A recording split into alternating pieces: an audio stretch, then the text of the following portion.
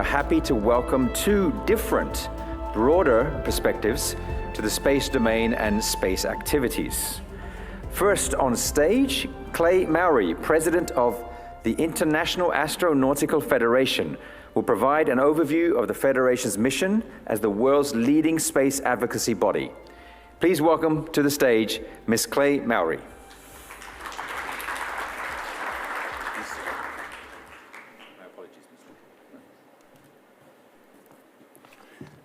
Thank you. I've got 3 microphones, so I think I've got triple failure mode here, just in case you can't hear me. It's a pleasure to be here. What an incredible lineup of speakers we had today. And thanks to Business Bridge Europe and Logos for hosting this event and having the IAF come and speak. I just want to take a minute of your time to talk about the evolving space domain, what's happening in space, and the role of the International Astronautical Federation that we play within this new structure. So today, in case you didn't know or you weren't paying attention, it's the most exciting time in space since the 1960s, really. I've been involved in space for 30 years in my career, and there's more dynamism now than ever before. And for those of you concerned, this isn't a new American spaceship here.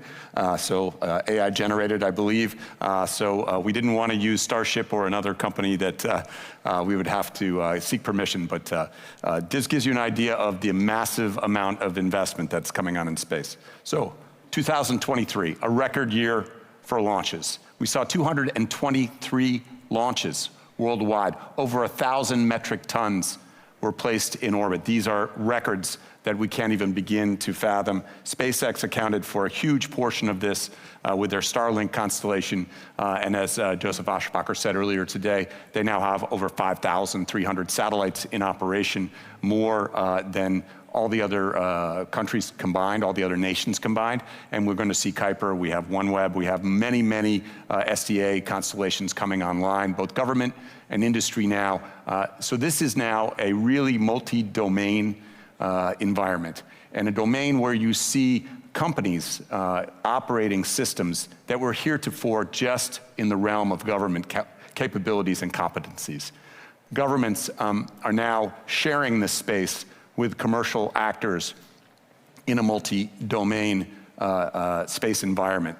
There was a record amount of investment last year, $12.5 billion US dollars invested by private investors in the space sector. And I heard a lot of discussion today about American billionaires, but it's not just the billionaires. Those billionaires like Elon Musk and SpaceX are going out and seeking other people's money to invest in the likes of Starlink and SpaceX. That is really driving this investment forward. And we see increasing budgets worldwide. Here in Europe with a 10% increase for ESA, plus inflation on top. This is incredible, and I applaud everything I heard here this morning about the urgency for Europe to be a major participant here. Climate change is now being prioritized, and we were happy to host a conference in Norway earlier this year, the first conference global space conference on climate change in Oslo, where the results were presented at the COP conference. So we're really starting to focus on these data streams that are coming and what we can do about climate change and how we use data from space.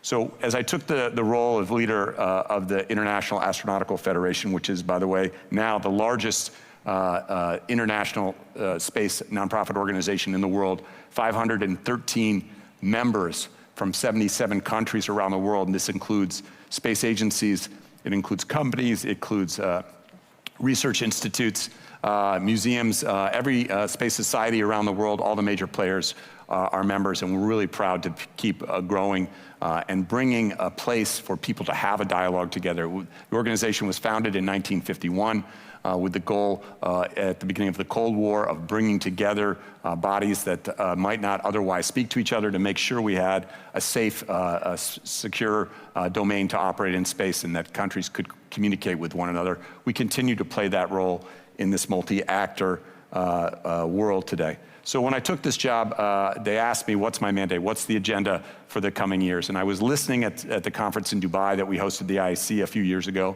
And really, there was constant themes. Many of these themes you've heard today, but let me underline them again. The first being sustainability. And sustainability has two facets. It's sustainability in space. So we talk about satellites and deorbiting them properly, but we also talk about using space to benefit life here on Earth, sustainability here on Earth for things like climate change, but other useful data streams that are helping to understand what we're doing to this planet. And let me just say, and I'll paraphrase Jeff Bezos, we've sent probes to every planet in our solar system, and this is the best one, by far. It's not even close. We have to protect it. And so this is a huge function now for space and how it benefits humankind. The second piece is investment, and I talked a little bit about the amount of private investment, but also government investment and how they're investing in new systems and commercial capabilities to provide services back to governments. Instead of those governments owning a dedicated space system, they're actually buying the ones and zeros that come down from these, the digital content comes from these things. And this is a very different way, you hear it here, but maybe not in the same way, a procurement, a different way of procuring, a different way of buying capabilities and services and allowing industry to own and operate these systems. And this is really important, which is driving that investment, that private investment in space systems. And finally, it's security. And while our organization is largely focused on the civil space domain, I would say this secure space domain in a multi-actor space environment is very important, right? Because we have to have a place for investors to invest, that they know that commercial companies and governments can operate safely. And this is everything from established players to emergent space countries that want to operate in this domain, where soon you will have more than 10,000 commercial satellites in low Earth orbit. You'll have commercial space stations. You'll have CubeSats operated by universities or even secondary schools. This is a very complex environment that we'll be in.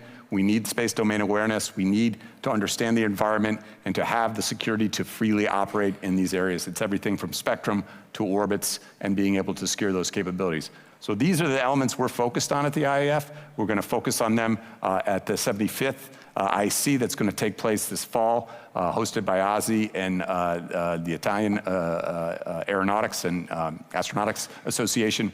We're super excited. We hope you come to Milan in October to attend this event and look forward to continuing the dialogue there. Thank you very much. Thank you very much, Mr. Mowry. Thank you.